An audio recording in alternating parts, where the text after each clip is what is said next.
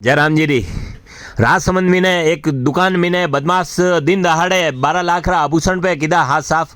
मैं आपने बताऊं कि भीम कसबारी या दुर्गा ज्वेलर्स जनमी ने एमपी पासिंग री बाइक पे दो सवार बदमाश आया और व्यापारी ने सोनारा टॉप्स री डिमांड की थी। वहीं पे दुकानदार खीमराज जी सोनी वहीं ने सोनारा टॉप्स बताया और कतरी देर तक वो बदमाश वना ने व्यापारी ने वाता में उलझाई रखा है और बीच में मौको देखने टॉप्स री एक थैली जेब में डाल दी थी और वरना बाद में ने बटू फरार हो गयो। वरना बाद में दुकानदार ने थोड़ी टाइम रा बाद में ने जल्दी पतो चलियो कि भाई टॉप्स री एक थैली गायब हो गई है। वरना बाद में वनी सीसीटीवी कैमरा खंगालियो तो वनी ने पतो लागो कि वनी बदमाश जो है जेब में डालने वा थैली ले गयो है। शहर और भी सीसीटीवी कैमरा खंगालिया गया जनमी ने बनो जो है एक और बदमाश रही गाड़ी पे बाइक पे दो जना जाता लगा नजर आया।